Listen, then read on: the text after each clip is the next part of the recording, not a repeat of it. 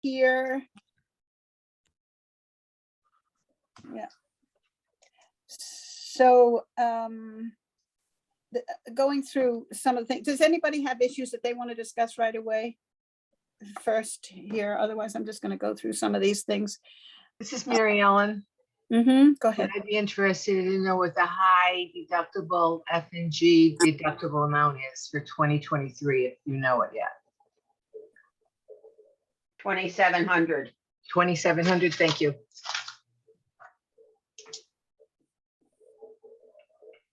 Yeah. Parenthetically, I read somewhere that if you are eligible for the high deductible F, you can't get the high deductible G. You know, you could buy the G regular, but you can't buy the high deductible G. Why not? I don't know. It's the same price anyway, so it doesn't matter. But that's what I read. Check it if you want. I think quite a few people have bought the high deductible G over in New York State without a problem, Julie. Right, definitely. Yeah, Julie, where did you see that? I So we can did find see it. it. Yeah, I'm going to try to find it again. I'll look for it. I'm not going to say that. I mean, this was weeks ago that I saw it, and I'll try to find it again. But it did say something about the, what did it say? The 233 was that deductible amount was embedded in it, so it didn't matter anyway. I don't know, maybe it's just an administrative thing that they find it easier. Same price for both anyway.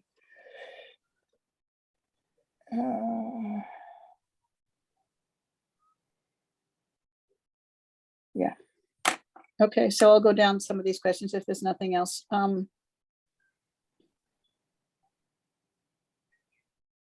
have to read my notes here. Common. What was this?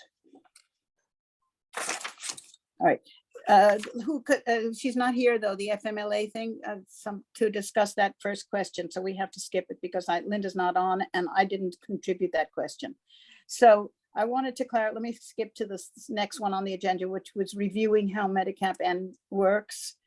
So you go for the beginning with that 233 deductible.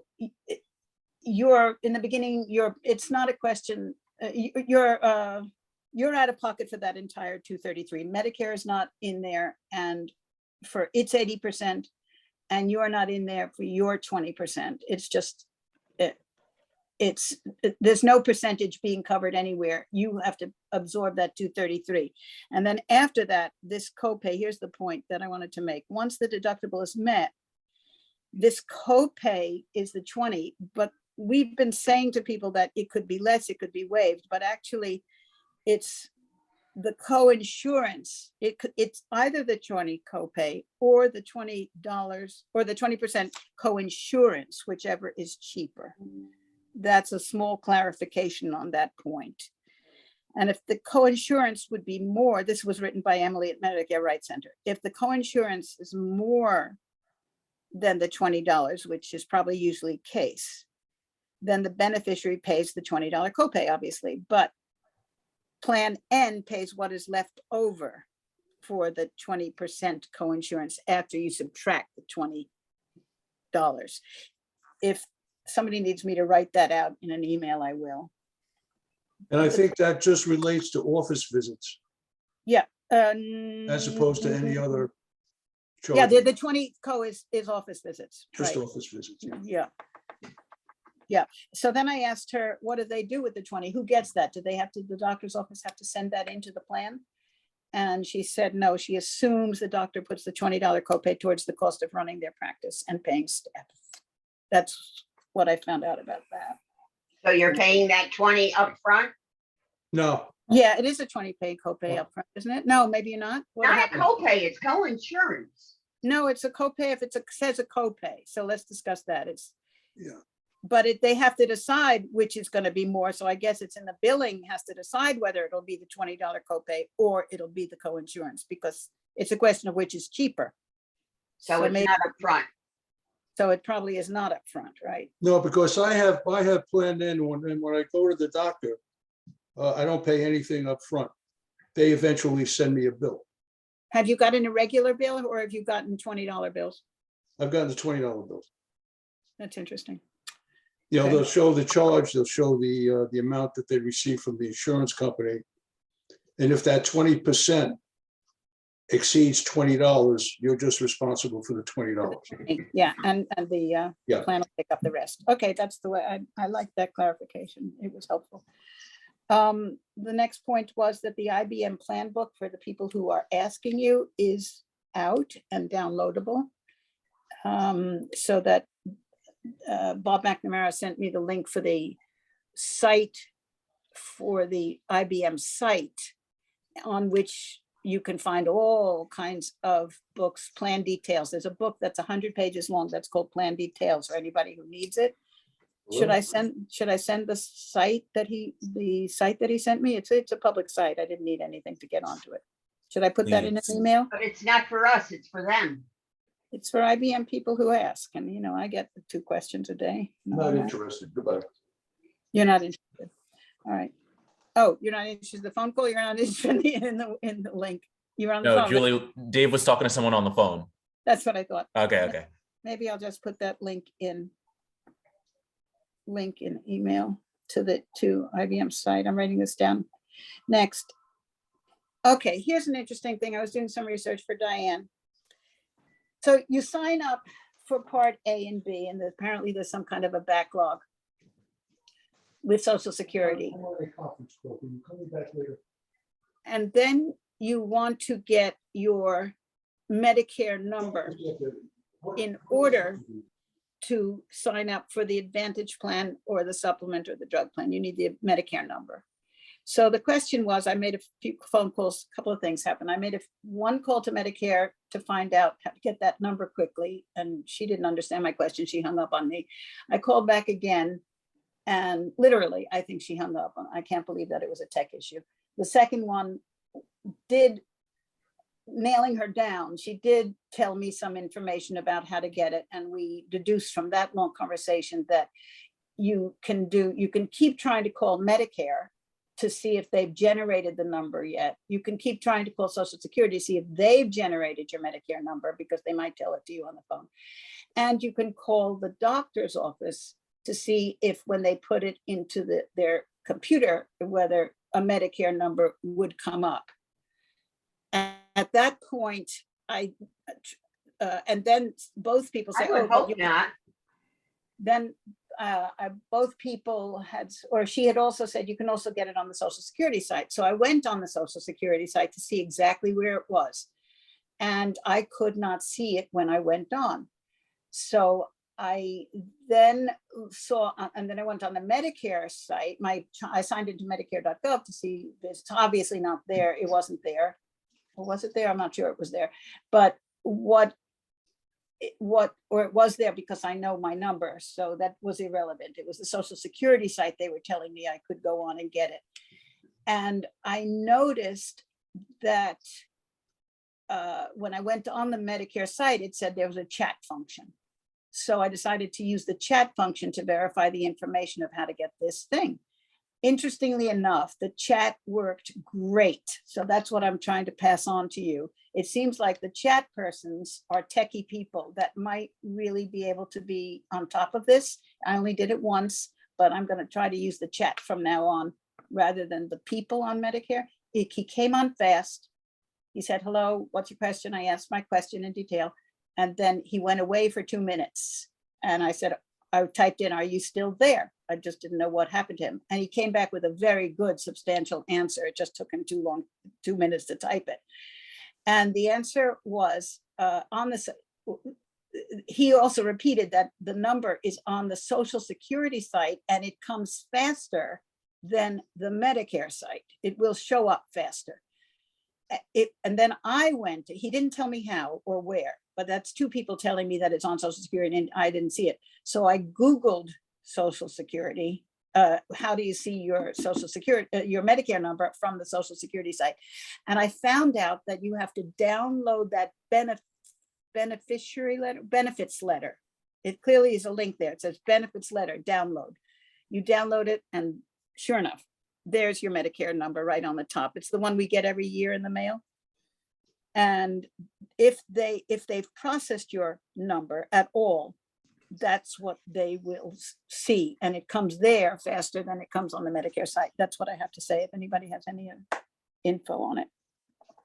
Oh, once you get that number, then you can use it even by the phone, even if you haven't received the welcome package yet from Social Security. As long as you have the number, you can then go and sign up for the Advantage plan, which would start the following month. So in essence, they're going to be on Social Security, they're going to be on Medicare at least a month without having supplementary benefits. Of course, there's going to be a delay in when they can get their number, but those are some tricks to how to get the number. Should I move on? That's the next topic. Signing up for a Part B in a SEP. Oh, this came from another letter from the Medicare Rights Center. She wanted to clarify something that's a little tricky. So I'm reading for what she said. You know, when you sign up for Part B, when you need the Part B when you've been working, and you need to then sign up for Medicare Part B because you're going to retire. Someone can use this SEP, the special enrollment period, regardless of the size of the employer. But she's stressing this can be confusing, because when someone has coverage from a small employer, they should usually sign up for Medicare at age 65 so that they have Medicare as primary. But the size of the employer does not impact their ability to use that SEP to enroll in Medicare without the late enrollment period penalty. So I can actually add that text and I'll follow up an email, because some of these things are so tricky that you have to read them more than once. I think I'll just compile some of these quotes from people in an email after this meeting is over. It's too difficult. Julie, that one doesn't make much sense at all.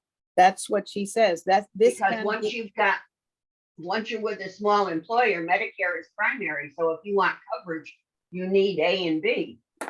No, she said, quote, and she underlined it, this can be confusing because when someone has coverage from a small employer, they should have usually sign up. But the point she was making is that that SEP applies no matter how big the company is, basically.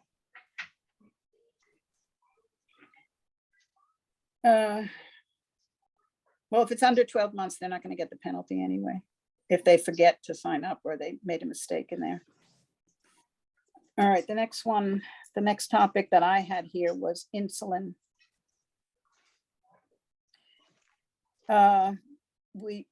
Diane sent a very long email on October 14th about insulin, but a lot of it had to do with stuff that we don't normally cover when we're doing Medicare. Maybe people who are overlapping her office with Medicaid people, dual eligibles, they need that stuff, but not so much us, just the strict Medicare counselors.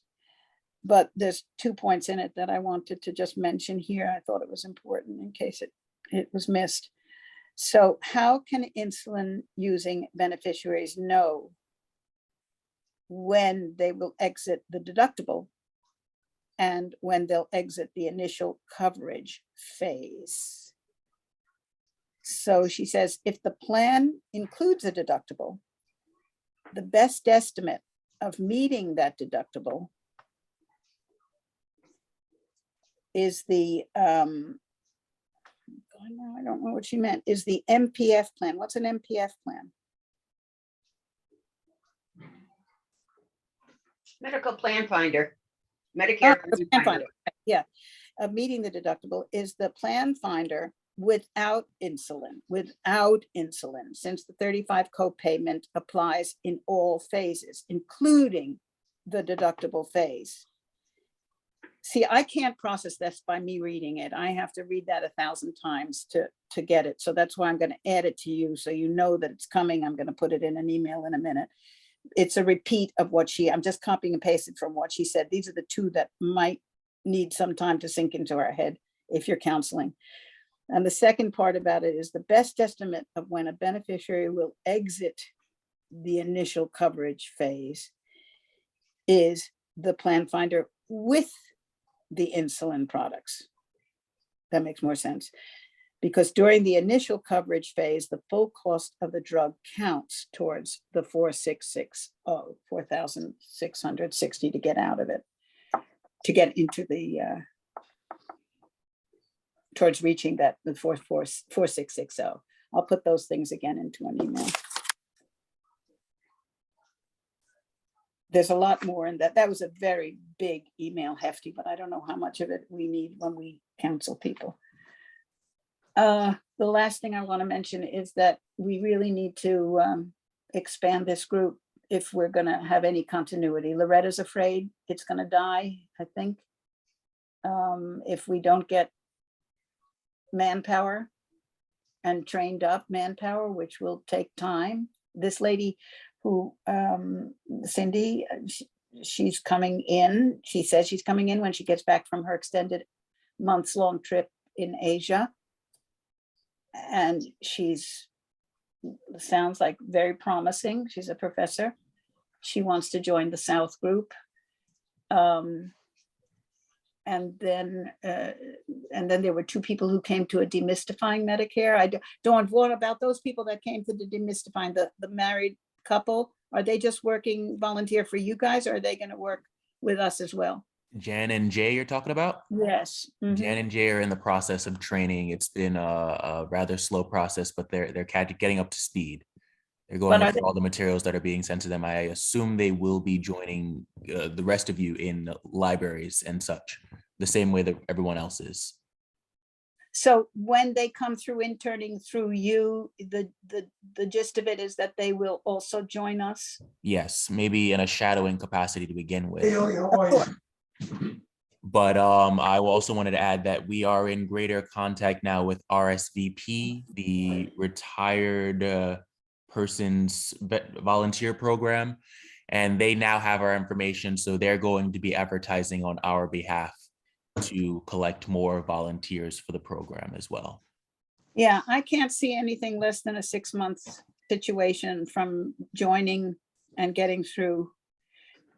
Not to counsel on your own, but at least to contribute to a counseling session where you're sitting in with somebody else and you may be able to make your own contribution to that, but maybe not on your own for 8 months, a year. I don't know how that works. To me, it seemed like it took a long time.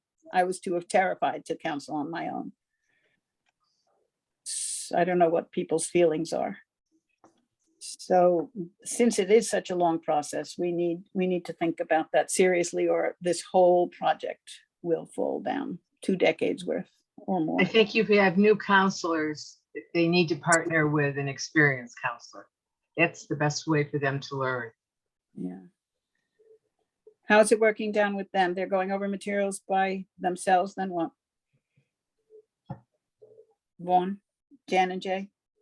They're going over materials by themselves right now. That's where they are at the process. And then we're going to move from there. That's my Then you'll understanding of Jan and Jay Curtis. Yeah. You'll have them partner with somebody, right? Yes. All right, that will help. Okay, let's decide when the next meeting will be. Oh, Linda, I don't know how to discuss FMLA because there's nobody here to do that. Oh, and Linda also writes, contacting Medicare rights questions. Okay, since you mentioned you're a high cap counselor, you should send any Medicare questions to, and I'll put this in the email as well, to the high cap part of Medicare rights, not info. Don't write info@medicarerights.org, write high cap at medicarerights.org, and you'll get to that Emily level or Alice level. It's a dedicated channel for high cap, and they always seem enthusiastic to help us because they end their first sentence with an exclamation point. Thank you for coming. So it seems like they're made for us. I've used them a lot. Let's Ask pick, a question about Medicaps. yeah, that's Michelle or Marna. Go ahead. No, when will we know what the 2023 premiums are going to be? The Medigaps is every month you can check. You know, they come out October 1st, September 1st, you know. No, but The ones that become effective Jan 1 of 2023. That doesn't happen with the Medigaps. They can, I'm sorry, Marna? basically with Medigaps, it's that whenever the company has their, I don't know if it's their regular year or what, but they only are allowed to change usually or are approved only once a year. But it's never on a specific, it's not all of them on January 1 or October 1 or July 1. Each company has a different date. Let me give you an example of that. I had a printout of that page from March 1st, 2022, and I had all the numbers on it. And then I had to update my handout. So I went online and got it from September 1st. And actually only one company was changed the numbers from March to September. It can change mid-year, but only one company had made any changes, a few bucks here and there. Okay. So it's a regular. One second, Julie, though. The New York State Department of Finance puts it out quarterly. So you would go, October would be the most updated. That's been out now for a couple of weeks. You can go to New York State Department of Finance. You'll see what's available, as Marna was stating, based on the cycle of each company and when they would be allowed to increase their premium if the state approves it. Okay, do you follow me? I think so. Okay. Also, when new companies come in or when companies go out. Exactly. So it's not something that's effective, let's say January 1st. It rolls throughout the year based on the company's timing. So you can't, the printout that I have now, if I can't put my hand on it, but I had it a second ago. That is October 1st through the end of the year. There will be another one coming out at the end of the year for the first quarter.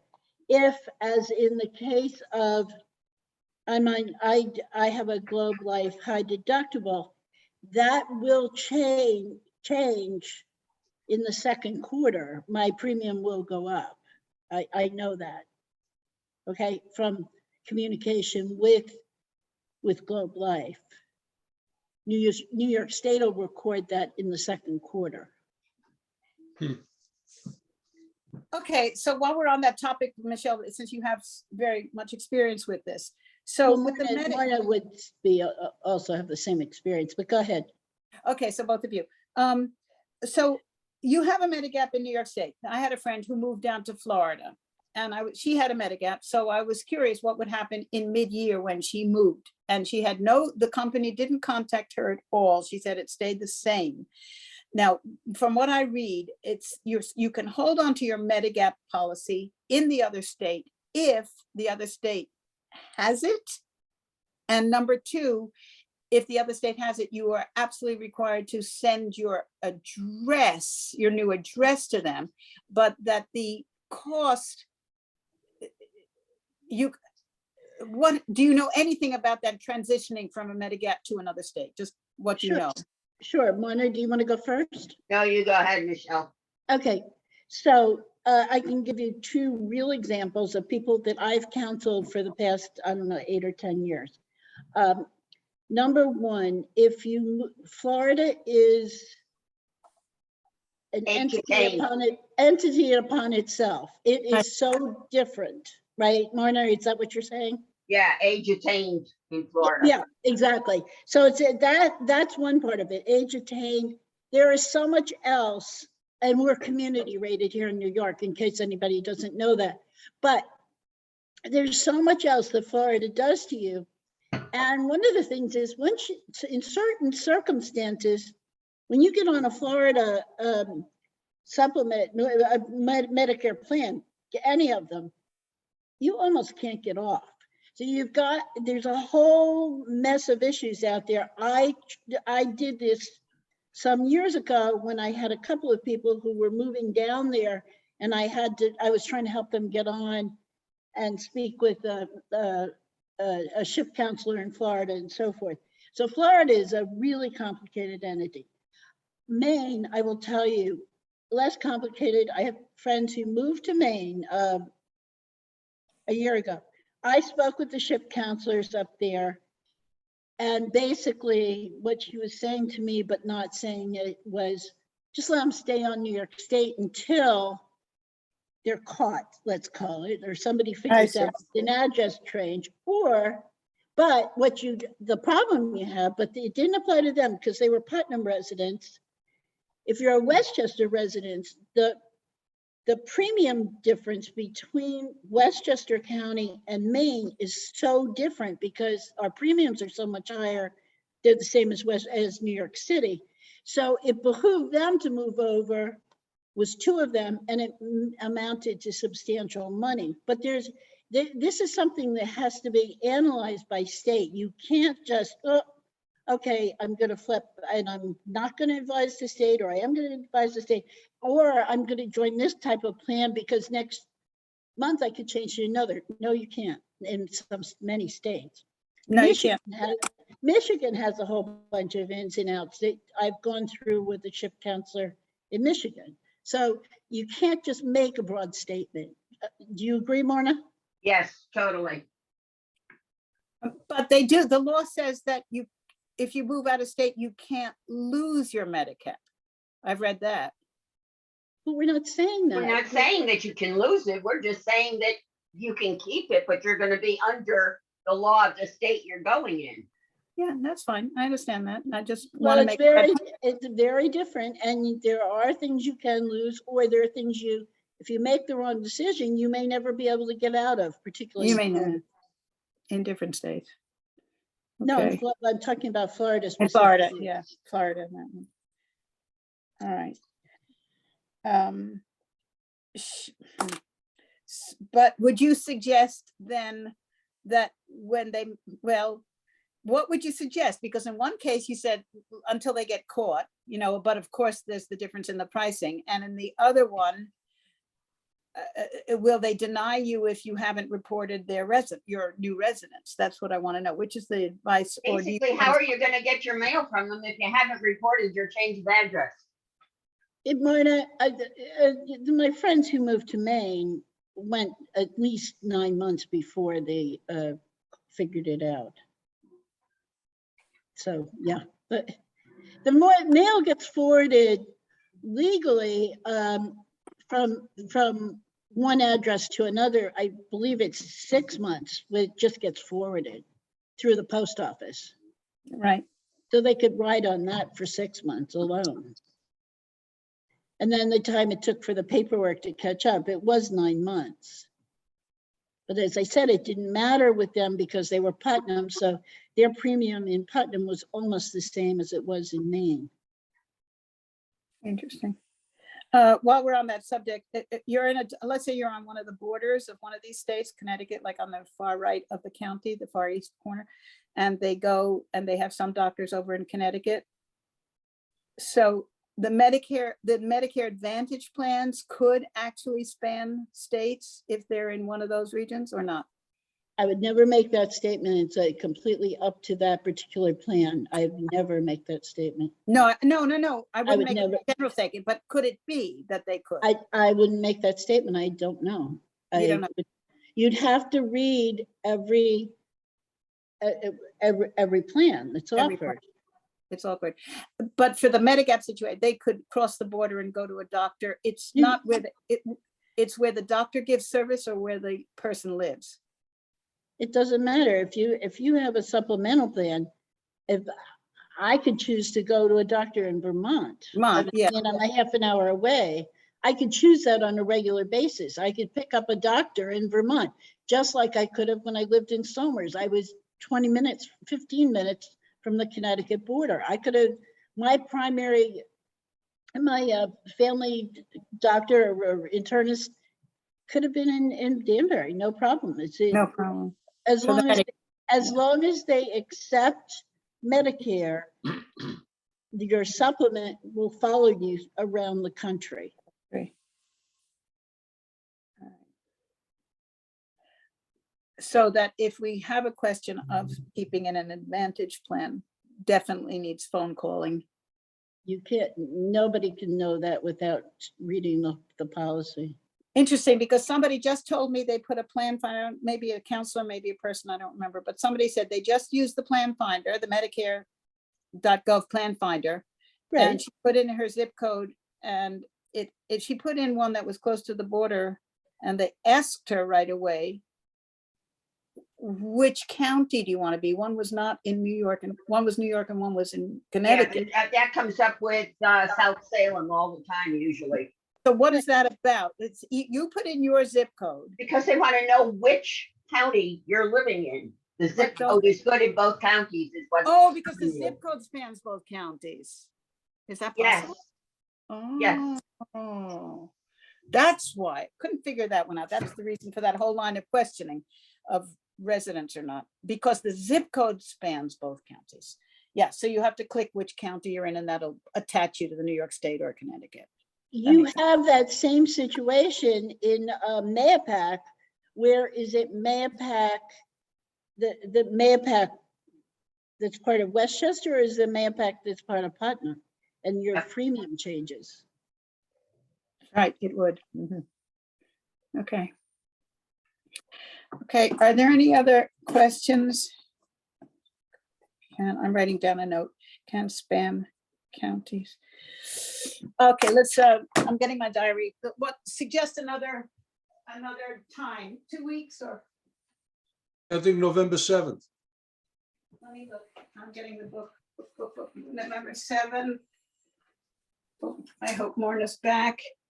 Yeah, I have November 7th too. And then I have the 21st, almost, so we can accumulate questions. And I would like it that, since I'm not loving running the meetings, I like to be less talkative. If somebody can, if you see the agenda and you feel capable of taking on that subject, please just share this out. I don't want this to feel as if I'm running this or Loretta's running it. We're facilitating it, but if people don't take part, I don't want to be top down. Absolutely don't want to do this. I'd rather people share the agenda and speak to the part they know. Vaughn, when is the November coming out? I looked, the last one I have, the Medicare minutes is October. I haven't checked yet. I'll check today and see if anything's out. If it is, I'll send it your way. If not, I'll let you know. If that's the case, then somebody has to volunteer to look at that and report on anything interesting in that. I think it's a I'll military. take on that responsibility for the 7th. Okay, I think it's a military. I just looked this morning Okay. because their next topic online webinar is military. I'm not sure we need any of that, but it might not be important for our purposes here. One other question that I have that came up yesterday with a VA guy, when they say go get VA drugs at the hospital. So let's say they have a Medicare Advantage plan, or they go to a doctor. The doctor has to be certified for VA so that they can go get the drugs at the hospital. How does that work? Michelle, take that one. You know VA well. Yes, And then so does Betsy. But I'll start, Betsy, and then please jump in. But number one, you have, in order to get drugs from the VA, you have to be seen by a VA hospital. This VA approved, I don't know about. So okay, Betsy, thumbs up. I don't know about this VA approved unless you're talking about a remote situation, which Morna and I kind of got into with the guy several years ago, where the closest VA was 400 miles away. And under Obama, they were allowing certain doctors, or I don't know, maybe the doctors were volunteering. I shouldn't even say it that way. Certain doctors, I think in remote areas, might have some sort of authorization, but Betsy can answer that much better, I think. No, I'm afraid I can't. All I knew was that if you wanted to get something from the VA, you have to have a VA physician write the prescription. Totally. So there may be something else, but I don't know about, and it certainly wouldn't be around here because we've got VA all around us. So the guy didn't say he went to the hospital. He says, no, I go to get the drugs. There are VA clinics. But can somebody, like a doctor in the center of Ossining, can he have VA certification and have a practice in the middle of Ossining, and the guy walks into Ossining and gets seen in Ossining, and then the guy writes the prescription for the VA? No, I find it hardly doubtful. I don't think it's a blanket. No, somebody needs to check, but and Betsy's husband was a doctor there, correct? I mean, this isn't, why would you have a doctor in Ossining? Telehealth. that- And they I can don't receive- know. They can receive prescriptions from the VA via telehealth. My husband just said that they can get prescriptions from the VA via telehealth. Is that Oh. what you said? Yeah. They can be seen through and the VA. They can be seen and get a prescription by telehealth. I don't know how to sign up for that. Do you know how to sign up for that thing? no, it's, it's just as if there's a VA hospital in the area. How do you sign up for telehealth? I don't know. What? I don't know. Okay. That's pretty cool. It's Yeah. cool, but this guy was a rather older gentleman, and he's been getting VA. He made the point to everybody that he's been always getting drugs at the VA hospital, but he didn't seem, and this is the second time it's happened, these guys don't seem to say at the same time, I go to the doctor at the VA hospital. That's what I'm so confused about. They say they always get drugs there, but they never say they're physically seen there. And can Most you people shed, get their drugs via email from the VA.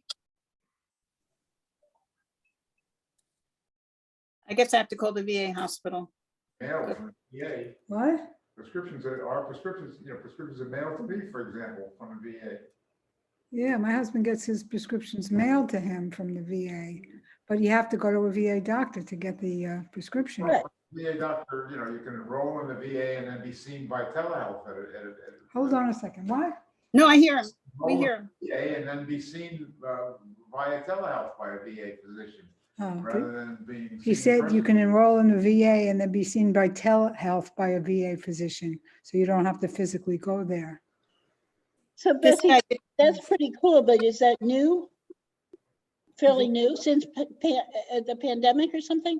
And greatly expanded, let's say. He said it's been greatly expanded since the pandemic, but it's not Yeah. new. Okay. I'm gonna make a few phone calls, particularly see if I can track down this guy who came yesterday, because not only did he not look computer oriented, but it's been going on a long time. I want to see, and I'm gonna probably call the VA here in Peekskill to find out about that, something about this, because I got the distinct impression that he wasn't heading for the doctor to be seen down there. And I'm also getting the distinct impression he didn't know anything about technology. So if I have anything to contribute, I'll let people know. But whatever you're saying, it makes total sense, but that's not the flavor I get when people say that they get their drugs from the VA. They say specifically, I get my drugs from the VA. That's all. And, oh, by the way, and also on the line, it says you, the Medicare.gov, you're allowed to have a Medicare Advantage plan without the drug component. It's one of the choices. Right. So that's another thing. You can have a Medicare Advantage plan. Yeah. And get your drugs at the VA. Yeah. Yeah, but I you see- can have a supplement and get your drugs at the VA. You don't Right. need a Part D. It's creditable. Right. But the getting the drugs at the VA means also using that doctor there. Yes, That's yes. the part that I'm so confused, because they don't indicate that they're going down to Peekskill to get it. It's weird. Well, there's many places besides Peekskill in Westchester County. You can go to the Bronx, or you can go up to, Montrose. well, Montrose is, I think what Julie's referring to is Peekskill. But you can go to Poughkeepsie to the other, I can't say the name of it, but that's great news if it's true, but it's never not been something that's been in the past. Okay. All right, sounds good. All right, so we have the next meeting, 10 o'clock. Hopefully Loretta will be back. I guess you can close the recording now, and we'll discuss, stay on the line after they go so that I can discuss with you how to get that recording. What day is Understood. the meeting? The next one is November 7th, and the one after that is the 21st. We're just doing it 2 weeks during an open enrollment because questions come up, and then we can go easy on this maybe. And then I'll send an email with some of the quoted passages I said now. Thank you for joining, everybody. Nice to see you. Bring up one thing before we get off. Julie. Mhm. I've done some counseling, remote counseling, and I'm finding particularly, and I was particularly interested in contacting my client of many years that has insulin.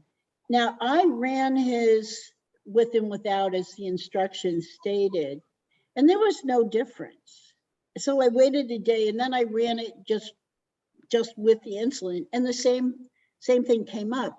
Has there been some sort of update? Maybe Yvonne knows the answer to this.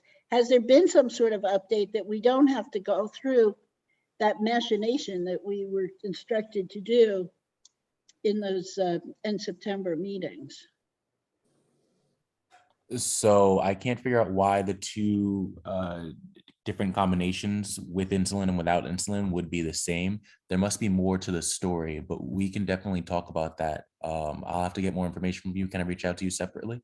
You can, but I'm saying that of course it would be different, one with the insulin, one without. I meant it didn't affect the price of the other drugs, which is the implication that it was given. So they told us to run it with and without before we gave the client the final information. I'm just saying it's coming out the same, which is what they were implying it wasn't going to do. Yeah. So I'm not, I got the same prices on the other two drugs that this man takes, whether I put insulin in or whether I didn't. So I'm just wondering if there is some sort of improvement in this program that they said was not ready for 2022 open enrollment. Let me take some time to play around with the plan finder and see if I can recreate what you did and see if I can figure out what exactly is going on. But I'll get back to you on that one separately. Terrific. Thank you. Thank you. Oh, and the other thing is that I did, I made some changes to the library on the SBIC drive that I just wanted to tell you about. Just so in case you're looking for something, you can always use the search bar at the top to find whatever documentation is in there. But I put under the few things, the New York City thing and the IBM things, I put a few things in there. I think under, I'll have to add this in the email. I can't remember. I can't share screen. I wanted to see it. I think I made an extras folder. You know, when you talk about acupuncture, hearing, dental, I think the folder on the outside now is extras, what we call extras. So anything to do relating to those types of things, hearing, dental, vision, acupuncture, silver sneakers, any of those things that are pertinent would go into that folder, I think. I'll have to write you that in an email. Forgive me. I forgot to look this morning. I'm sorry. I hope when Loretta's here, this will go a little more smoothly. Julie, if you'd like to share your screen, you have the option to. But I'm on the iPad because that was the problem, and I don't. Oh, yes, your computer. Okay. I'm on the iPad. If I was on the big computer, I could share. You could go. Could you share screen for SBIC? What? Vaughn, could you share that SBIC screen? Sure thing. Let me find the link. Or would you be able to put the link in the chat?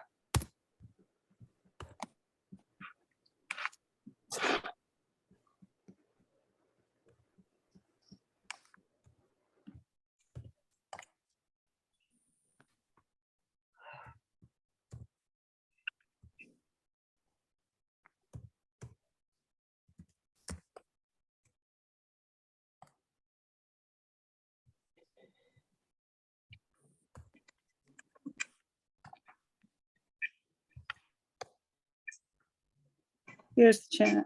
I'm opening the chat.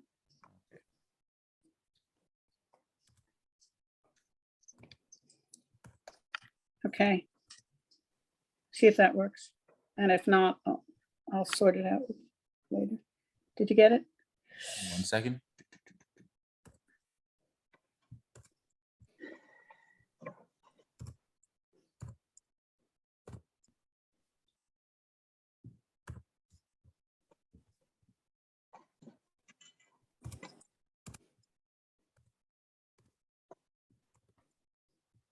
All right, here we are. Yeah, make it the list form. No, the alphabetical Oh, you're list. talking about, okay. That little thing on the top next to download all. Yeah, I know something was Yeah. blocking it. Okay, so you see the extras down, a COVID enrollment extras. That folder has everything in there not covered by Medicare, basically. You know, and then I'm starting, the first word would be dental this, hearing that, acupuncture, if there's something in there. It always starts with that word, so they're grouped together. Could you go back? And then under miscellaneous topics, up above there, miscellaneous is, there's the IBM plans for, that's the booklet that I downloaded there, just in case anybody's just asking, because I do get these questions. Could you scroll down a bit to the New York? Is there one for New York here, New York City? Now go back up. Right New here? York- Yep, there it is. So that's a folder. Unfortunately, the way Google works is that the alphabet goes wrong because all the folders are put up at the top and then all the documents after that. So the New York City is up on top because that's everything that has to do with the New York City. This is interesting, as long as we're here. Look at that card at the top. Yeah. See, this is where the confusing thing that all of them think they have a supplement plan. So it says on the front end of the card, Medicare is primary, but then submit medical claims to Emblem Health. Anyway, I don't want to get into that whole subject. It's really obnoxious. But those two companies, which is causing a lot of grief in Westchester because there's a lot of IBMers and a lot of New York City people, those are the folders that I really felt that I needed to build. You can get out of this now because of the fact that there's just so many people around here that need that. And we're not that we're advising, we said last minute, we're not advising them, but we could send them a link if they ask and blah, blah, blah. Those are the only two major changes that I made on here. That's it for today. And of course, now would be a wonderful time to copy the link that Julie put in the chat. That's the link to get to this documentation if you ever should hope to access it. Yeah, the Medicare minutes is the one that has everything that for 2022, and then we'll add to it if you send me the new stuff down there. And there's another one down there, high cap resources, which had a few things. Keep going, scroll some more so I can see the bottom. Mental health, right? Plan finders. And some links for Spanish, because I didn't duplicate everything in this whole library for Spanish. There's tons of Spanish stuff out there, but I have a few links in that document for Spanish stuff, but I don't keep it up to date because my clientele up here is not Spanish speaking. It's English speaking. So if somebody else wants to keep that up to date, that's fine with me. Okay, that's it for me. I'll see you on November 7th. When they go, we can discuss this recording thing. Absolutely. I'll pause the recording and then we can go over that. So again, thank you so much, everyone, for your hard work, especially during this first week of open enrollment. If anyone has any questions, right now is the best time to share it. Of course, our meeting on the 7th, but if you ever have any questions between then, share amongst yourselves or always contact Diane or I. We're always here to support. Thanks. Bye, everybody. If they're not all gone already, I can't see. Stop sharing the screen. I don't know who's gone. Yeah. Bye, Michelle. Bye, Morna. Mary Ellen.